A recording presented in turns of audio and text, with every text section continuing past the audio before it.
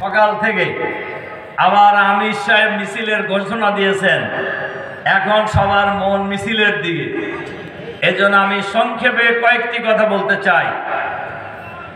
আমাদের প্রিয় জন্মভূমি এই বাংলাদেশ, 56,000 বর্গ মাইলের এই বাংলাদেশ, এই বাংলাদেশে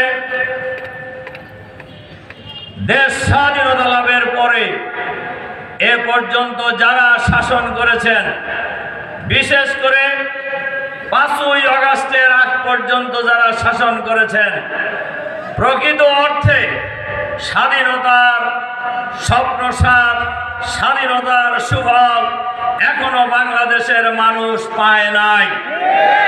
যার কারণে বারবার আমাদের গণতন্ত্রের বিরুদ্ধে, গণতন্ত্রের জন্য লড়াই করতে হয়েছে, বারবার ভাতের জন্য লড়াই করতে হয়েছে, বারবার অধিকার আদায়ের জন্য লড়াই করতে হয়েছে, বারবার বিদেশি দাবেদারি শক্তির বিরুদ্ধে বাংলাদেশের 18 কোটি মানুষকে লড়াই করতে হয়েছে। কিন্তু বাংলাদেশের মানুষ আজও মুক্ত হয় নাই। যার কারণে 5ই আগস্টের আগে যারাই বাংলাদেশ শাসন করেছে, তারা বাংলাদেশে একটি ফ্যাসিবাদী শাসন ব্যবস্থা কায়েম করে বসেছিলেন। তারা এই দেশটাকে তাদের বাপদাদার তালুক মনে করেছিলেন। তারা এই দেশ থেকে ভোটাধিকার হরণ করেছিলেন। বাংলাদেশের মানুষের ভোট দেওয়ার অধিকার ছিনিয়ে নিয়েছিলেন। বাংলাদেশের মানুষের গণতান্ত্রিক অধিকার ছিনিয়ে নিয়েছিলেন। বাংলাদেশের মানুষকে জিম্মি করে রেখেছিলেন। ওই সরকারের বিরুদ্ধে যারা এই কথা বলেছে, তাদেরকে হয় হত্যা করা হয়েছে, অথবা গুম করা হয়েছে, অথবা আয়নাঘরে বন্দী করা হয়েছে, অথবা জেলখানায় বন্দী করে রাখা হয়েছে। বাংলাদেশের মানুষের অধিকার ছিল না। সেই অধিকার আদায়ের জন্যই বাংলাদেশের মানুষ অন্যায়ের বিরুদ্ধে, ফ্যাসিবাদের বিরুদ্ধে জীবন দিয়ে, রক্ত দিয়ে 5ই আগস্ট ফ্যাসিবাদের পতন হয়েছে। বাংলাদেশের 18 কোটি মানুষ মুক্তি লাভ করেছে, দ্বিতীয় স্বাধীনতা পেয়েছে।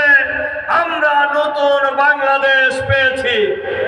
সুতরাং এই নতুন বাংলাদেশ শেখ হাসিনা ফ্যাসিবাদের দোসর দেশ থেকে পালিয়ে গিয়েছে। পালিয়ে গিয়েছে হাসিনা, পালিয়ে গিয়েছে মন্ত্রীরা, পালিয়ে গিয়েছে এমপিরা, পালিয়ে গিয়েছে ফ্যাসিবাদের দোসর যারা, তারাও পালিয়ে গিয়েছে বাংলাদেশ থেকে।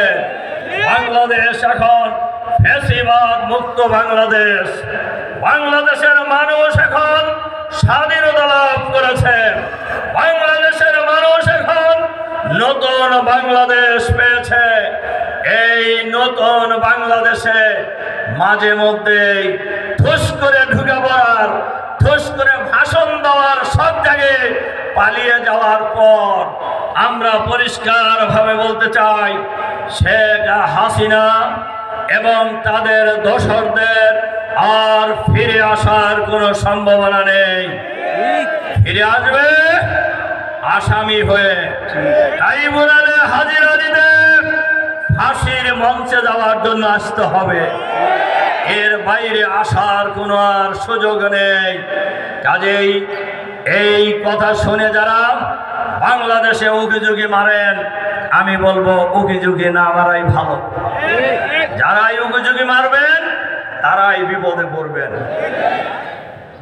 আর একটা কথা বলতে চাই, এই বাংলাদেশে আর নতুন করে কোনো ফ্যাসিবাদ প্রতিষ্ঠা হতে দেওয়া হবে না। ফ্যাসিবাদ আসতেও দেওয়া হবে না, আর ফ্যাসিবাদ প্রতিষ্ঠিত হতে দেওয়া হবে না নতুন করে এই স্বাধীন বাংলাদেশে, ইনশাআল্লাহ। আজকের এই গণসমাবেশে আমরা আহ্বান জানাতে চাই, শেখ হাসিনা সহ ইতিমধ্যেই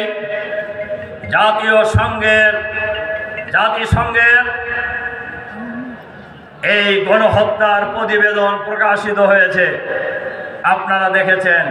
সেই প্রতিবেদনে হাসিনার দল এবং হাসিনার প্রশাসন উভয়ের সমন্বয়ে গণহত্যা হয়েছে বলে তারা রিপোর্ট দিয়েছে। সুতরাং আর সাক্ষী প্রমাণের খুব দরকার হবে না। আজকের এই সমাবেশে আমরা অন্তর্বর্তীকালীন সরকারের কাছে আহ্বান জানাতে চাই, এই গণহত্যাকারীদের বিচার দ্রুত শেষ করতে হবে। আপনারা জানেন এই গণহত্যাকারীদের বিরুদ্ধে ট্রাইব্যুনালে ইতিমধ্যেই মামলা হয়েছে। আমরা সরকারের কাছে আহ্বান জানাবো, অতি বিলম্বে সংক্ষিপ্ত সময়ের মধ্যে এই গণহত্যার বিচার করতে হবে। সরকারের ভিতরে বাইরে ফ্যাসিবাদের যত দোসর আছে এদেরকে চিহ্নিত করে গ্রেফতার করে বিচারের আওতায় নিয়ে আসতে হবে।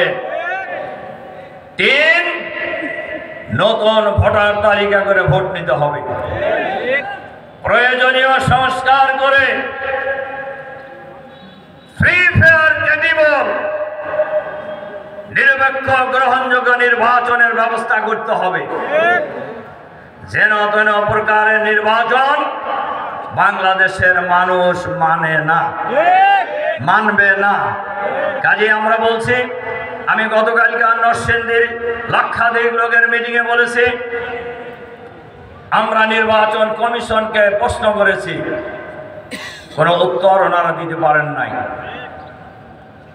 আওয়ামী লীগের আমলে যে 2 কোটি ভুয়া ভোটার হয়েছে, এই 2 কোটি ভুয়া ভোটারকে আপনারা কি করবেন জাতির কাছে জানাইতে হবে। আর এই 16-17 বছরে বাংলাদেশের অসংখ্য মানুষ মারা গেছে, এই মৃত ব্যক্তিদের ভোটার তালিকা থেকে কিভাবে বাদ দিবেন এটা জাতির কাছে ক্লিয়ার করতে হবে।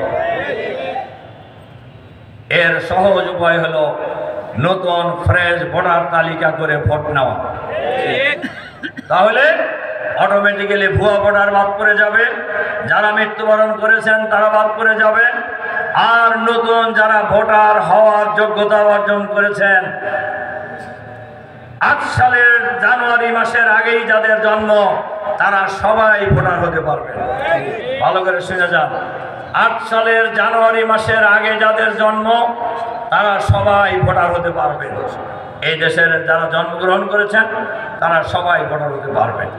সম্মানিত ভাই এবং বন্ধুগণ, কাজেই এর সাথে সাথে আমরা অন্তর্বর্তীকালীন সরকারের কাছে আহ্বান জানাতে চাই, এই ফ্যাসিবাদী সরকার জামাতের নিবন্ধন কেড়ে নিয়েছে, জামাতের প্রতীক কেড়ে নিয়েছে, ফ্যাসিবাদের বিদায় হয়েছে। কেন জামাতের নিবন্ধন এখনো হয় নাই? কেন জামাতের প্রতীক এখনো ফিরে দেওয়া হয় নাই? অবিলম্বে জামাতের নিবন্ধন এবং প্রতীক ফিরিয়ে দিতে হবে। এর সাথে সাথে ফ্যাসিবাদের দুঃশাসনের জুলুম নির্যাতনের শিকার জামাত ইসলামের তদানীন্তন ভারপ্রাপ্ত secretary general ATM Azharul Islam এখনো কারাগারে বন্দী আছেন। সকল বিরোধী দলের নেতা